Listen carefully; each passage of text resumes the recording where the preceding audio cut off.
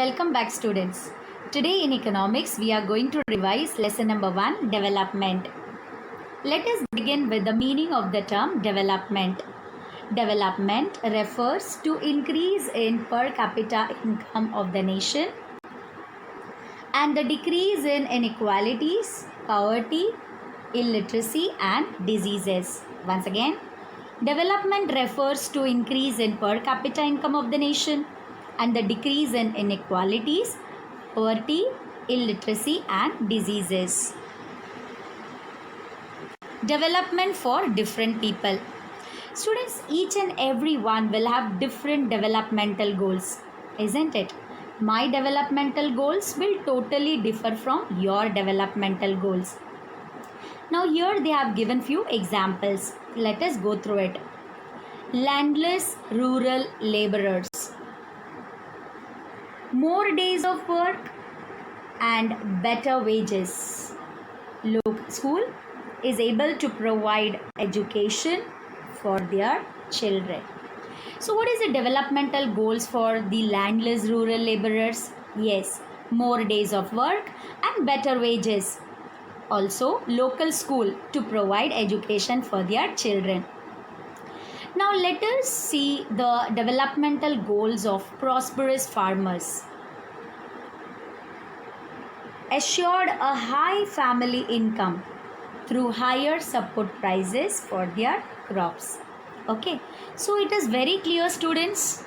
Different people will have different developmental goals. Is that clear? A girl from rich urban family. Let us see what is her developmental goals. She wants as much freedom as her brother. And she is able to decide what she wants to do in life. That is to select her career. Okay. To get more electricity, industrialists may want more dams. But this may submerge the land and disrupt the lives of people who are displaced, such as tribals. Students, through this example, it is very clear that the developmental goals of industrialists is destructive for the tribals, isn't it?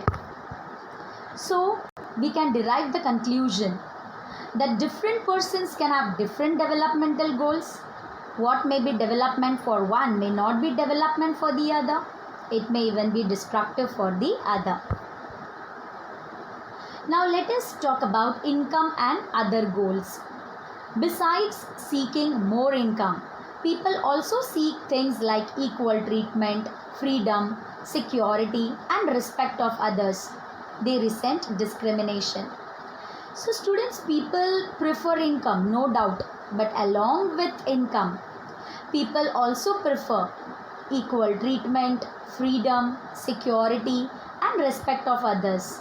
They don't want discrimination. In some cases, these may be more important than income because material goods are not all that you need to live. Students, people think that income is everything, but no, income is not everything. We require equal treatment, freedom, security, respect of others, isn't it? And we don't like discrimination on the basis of caste, color, creed, gender, etc. So in some cases, these things are more important than income. Money or material factors we can buy with it is one factor on which our life depends. So money is just one factor on which our life depends. But the quality of our life also depends on non-material things. There are many things that are not easily measured, but they mean a lot to our lives. For example, friendship. Isn't it, students? We want friends in our life. So friendship can't be measured, but they mean a lot to our lives. If you get a job in a far-off place, before accepting it, you would try to consider many factors apart from income. Factors like facilities for your family, working atmosphere, and opportunity to learn. Isn't it, students? Similarly, for development, people look at a mix of goals. It is true that if women are engaged in paid work, their dignity in the household and society increases. However, it is also the case that if there is respect for women, there would be more sharing of housework and a greater acceptance of women working outside. A safe and secure environment may allow more women to take up a variety of jobs or run a business. Hence, the developmental goals that people have are not only about better income but also about other important things in life. I hope you all have understood. Comparison of different countries or states. Comparison of countries are particularly based on their income. It is the basic attribute of comparison. Income is the basic attribute of comparison. Countries with higher income are more developed than those with less income. However, for comparison between countries, total income is not such an useful measure. Why is it so? Let's see. Since countries have different populations, comparing total income will not tell us what an average person is likely to earn. Students, as countries have different populations, so comparing total income will not tell us what an average person is likely to earn. Then what to do? How to calculate? Let us see. Hence, we compare the average income, which is the total income of the country divided by its total population. So, how to calculate the average income? Yes, the total income of the country divided by its total population. The average income is also called as per capita income. In World Development Reports brought out by the World Bank, this criterion is used in classifying countries. Countries with per capita income of US dollar 12,056 per annum and above in 2017 are called rich countries, and those with per capita income of US dollar 955 or less are called low income countries. Students, this is very important and you need to remember this. Countries with per capita income of US dollar 12,056 per annum and above in 2017 are called rich countries, and those with per capita income of US dollar 955 or less are called low income countries. Now what about our country India? India comes in the category of low middle income countries because its per capita income in 2017 was just US dollar 1820 per annum. I hope you will remember this, students. Our country India comes in the category of low middle income countries. Why? Because its per capita income in 2017 was just US dollar 1820 per annum. Okay. Now let us talk about average income.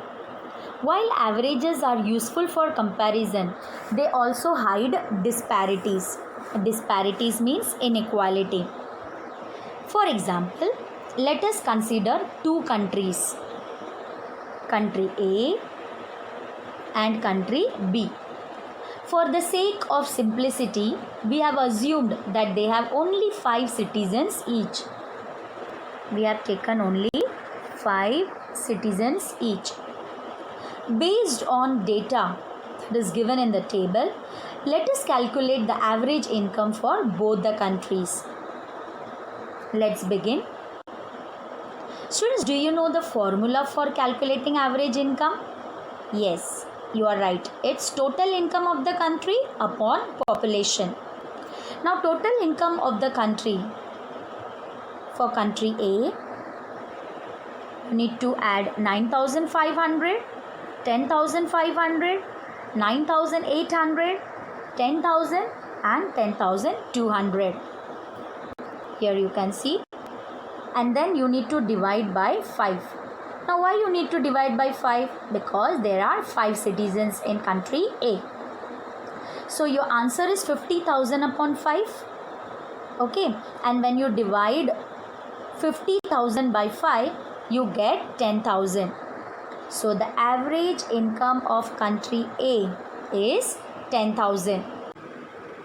Students, now in the same manner, we need to calculate the average income for country B. When you calculate, you get the answer as 10,000. So it is very clear that the average income for both the countries, that is country A and country B, is 10,000. Now, I would like to ask few questions. Be prepared to answer. Will you be equally happy to live in both these countries? Are both equally developed? Perhaps some of us may like to live in country B, isn't it? If we are assured of being its 5th citizen,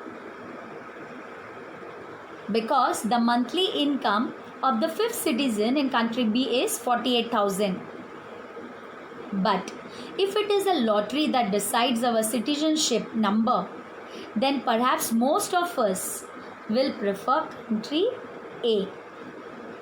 Even though both the countries have identical average income, country A is preferred because it has more equitable distribution, isn't it, students? 9,500, 10,500, 9,800, 10,000, 10,200, isn't it? In this country, people are neither very rich nor extremely poor. On the other hand, most citizens in country B are poor, isn't it? They receive 500 rupees as their monthly income. And one person is extremely rich. You can see the 5th citizen, isn't it? Receiving 48,000 per month. Hence, while average income is useful for comparison, it does not tell us how this income is distributed among people. So students, I hope you all have understood this. Now, it's time for quiz. I hope you all are ready for the quiz. Let's begin. Question number 1. Per capita income is also known as option A, average income, option B, national income, option C, gross income, option D, personal income. Yes, which is the correct answer? Yes, you are right. Option A is the correct one. Per capita income is also known as average income. Very good. Now let us move on to the next question. The development goal for a girl from a rich family is option A, to get more days of work, option B, to get as much freedom as her brother gets, option C, to get electricity, option D, to get better wages. Yes, which is the correct answer? Yes, you are right. Option B is the correct one. The development goal for a girl from a rich family is to get as much freedom as her brother gets. Very good. True or false? You need to identify the statements whether it is true or false. The countries with per capita income of US dollar 12,056 per annum and above in 2017 are called low income countries.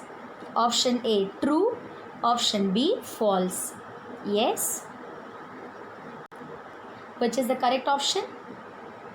Yes, you are right. It is option B, false.